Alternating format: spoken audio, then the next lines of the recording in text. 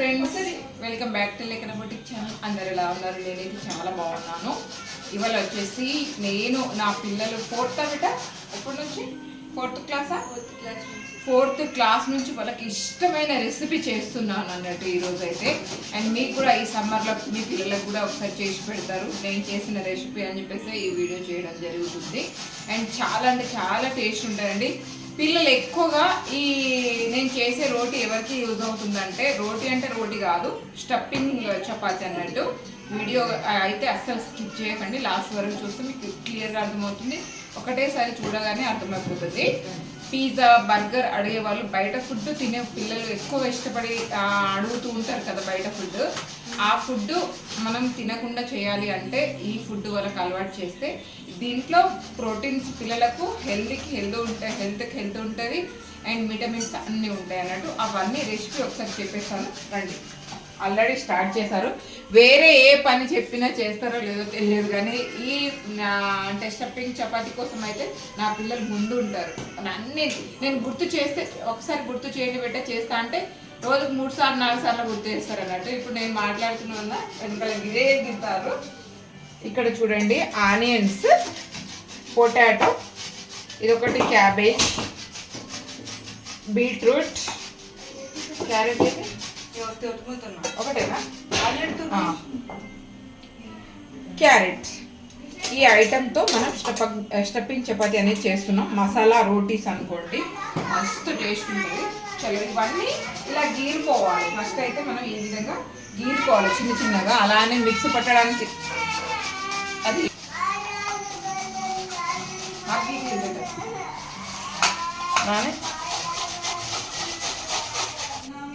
ఇక్కడైతే నేను ఆల్రెడీ అన్ని రెడీ చేసుకున్నానండి. ఇక్కడ చూడండి, ఇది వచ్చేసి క్యాబేజీ తురుముకున్నాను. ఇలా తురుముకుంటే స్టఫింగ్ చేసేటప్పుడు మనకి ఎలాంటి ఇబ్బంది ఉండదు, అంటే బయటికి రావడం అలాంటివి ఉండదు. క్యారెట్ తురుముకున్నాను, మన ఆలుగడ్డ తురుముకున్నాను, అదేవిధంగా బీట్రూట్ తురిమేశాను, అదేవిధంగా క్యారెట్ తురిమేశాను, ఆలుగడ్డ కూడా తురిమేశాను. ఇప్పుడు వచ్చేసి మనం ఏ విధంగా అయితే కర్రీకి వేస్తామో, కొంచెం ఆవాలు, జీలకర్ర,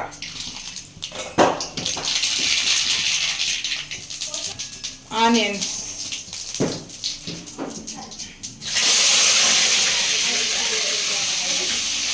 కొంచెం పైన పడుతుందని మెల్లగా ఆనియన్స్ కాస్త పచ్చి వాసన పోయేంత వేగినాక అల్లం వెల్లుల్లి పేస్ట్ వేసుకోవాలి.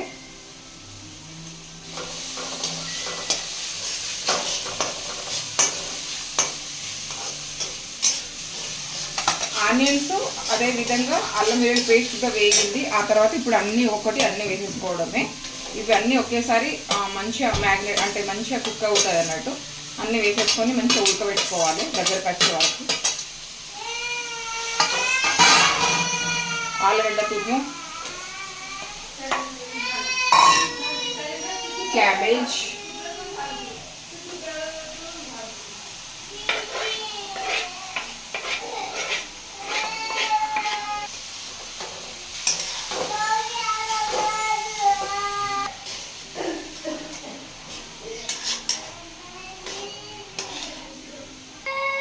ఇప్పుడు సాల్ట్ వేసేసి పైనుంచి మూత పెట్టేసేయాలి. కొంచెం మంచిగా మగ్గుతుంది.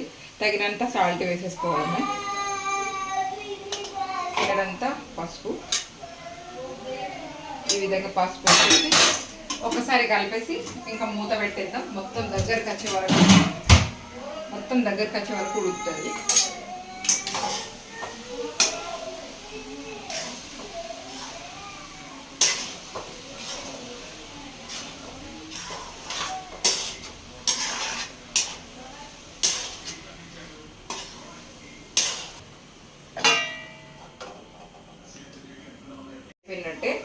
ఇప్పుడు తగినంత కారం వేసేసుకుందాం. నేను 2 స్పూన్లు అయితే వేస్తాను, సరిపోతుంది. ఈ ప్లేస్లో మీరు పచ్చిమిర్చి గ్రైండ్ చేసి కూడా వేసుకోవచ్చు, మీ చాయిస్. నేను కారమే వేస్తున్నాను, పిల్లలు ఇలాగే ఇష్టపడతారు కాబట్టి. మేము కారం కొంచెం మంచిగానే తింటాం కాబట్టి ఈ విధంగా 2 స్పూన్లు అయితే వేస్తున్నాను. ఇప్పుడు దీంట్లోనే కొంచెం ధనియా పౌడర్,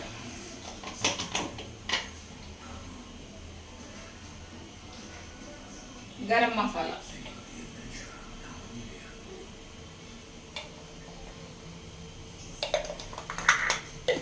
కొంచెంసేపు మ్యాగ్నేట్ చేసేసుకుందాం, అయిపోతుంది.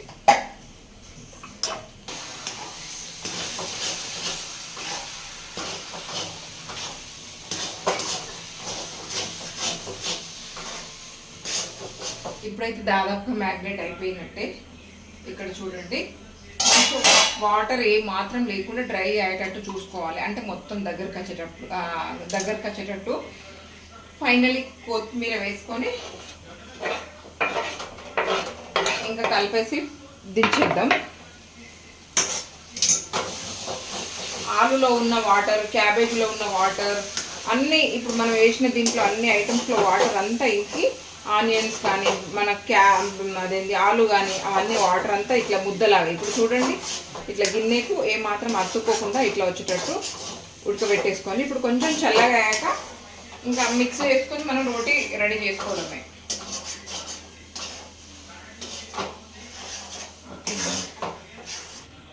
స్టవ్ కూడా బంద్ చేసేసాను.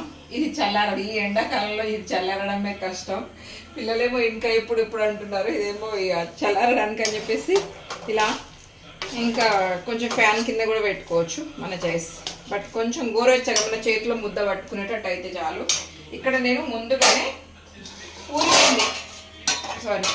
పూరి పిండి రెడీ చేసుకున్నాను. మన పూరి చేసుకునేటప్పుడు ఏ విధంగా అయితే కలుపుకుంటామో సేమ్ అంతే కలుపుకొని పెట్టేసుకుంటే సరిపోతుంది. ఇంకా దాంట్లో స్టఫింగ్ చేసేస్తే మనం బూరెలు చేసినట్టే, అంటే భక్షలు చేసినట్టే అన్నట్టు. బట్ ఈ ఒకటి స్టఫింగ్ మాత్రం కొంచెం ప్రాసెస్ ఉంటుంది అంతే. వేడి మీద చేస్తే ఎక్కడికక్కడ ఇచ్చుకుపోతాయి, అందుకని కొంచెం చల్లారాలి.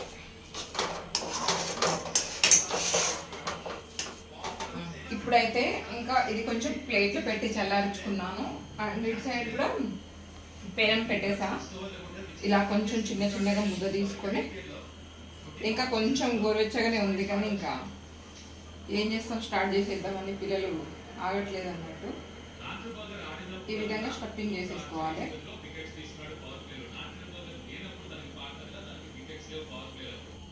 ఈ విధంగా చేసుకొని పైనుంచి ఇంకో కవర్ పెట్టుకొని మరీ పలసగా చేసుకోవద్దు, సేమ్ మనం భక్షాలు చేసుకున్నట్టే సన్నగానే, అంటే కొంచెం చిన్నగా చేసేసుకోవాలి.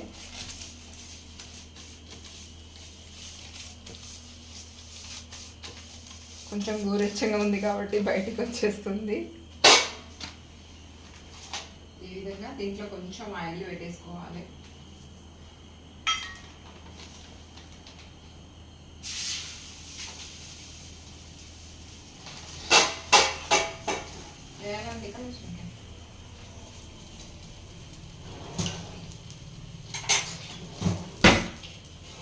దోశ పెనం మీద కూడా పెట్టుకోవచ్చు.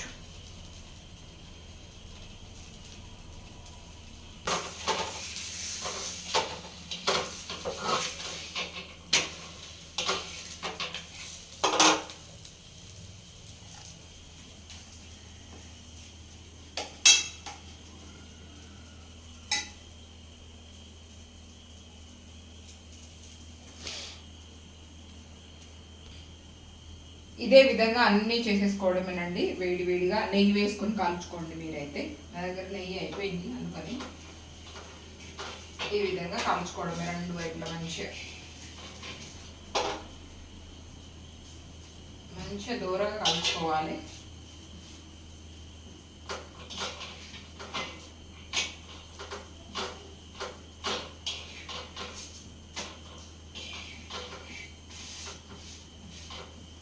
చూడండి ఎంత బాగా పొంగుతున్నాయో, ఈ విధంగా పొంగుతాయి. ఇక్కడ చూడండి ఇలాగా.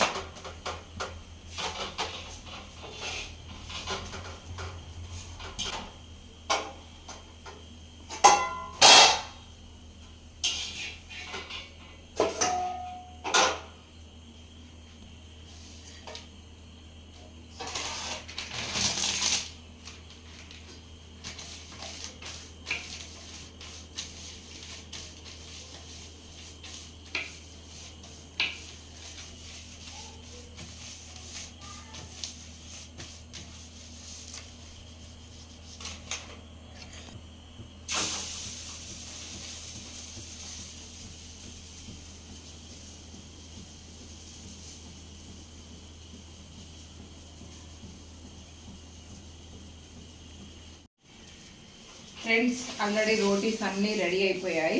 ఇక్కడ చూడండి ఇలా ఉంటుంది అన్నట్టు, చాలా టేస్ట్ ఉంటుంది దీనికి. అంటే అవి కాంబినేషన్కి టమాటా కెచప్ ఉంటే బాగుండేది, ఇంకా తెచ్చుకోలేదు. ఇక్కడ చూడండి ఇలా ఉంటుంది స్టఫింగ్ లోపల. వేడివేడిగా తింటే సూపర్ ఉంటుంది టేస్ట్. కావాలి అనుకుంటే కొంచెం పెరుగు అద్దుకొని కూడా తినచ్చు, బాగుంటుంది. కానీ టమాటో లేదంటే గ్రీన్ చట్నీ అలా అయితే చాలా బాగుంటుంది. నేను ఫస్ట్ వేడివేడిగా వేసుకున్నా కాబట్టి మా అమ్మ అంటది ఫస్ట్ ఏది చేసినా పెద్దవాళ్ళు తినాలి, ఆ తర్వాత పిల్లలకు పెట్టాలని. బాగుందా సూపర్. ఉడకపోతా వేడి వేడి రొట్టె, స్టఫింగ్ చపాతి అయిపోయిందా. సూపర్ ఉంది, బాగుంది. మీరు కూడా చేసుకొని తినండి. ఎలా వచ్చిందో కామెంట్ చేయడం అసలు మర్చిపోకండి. బాయ్ మరి.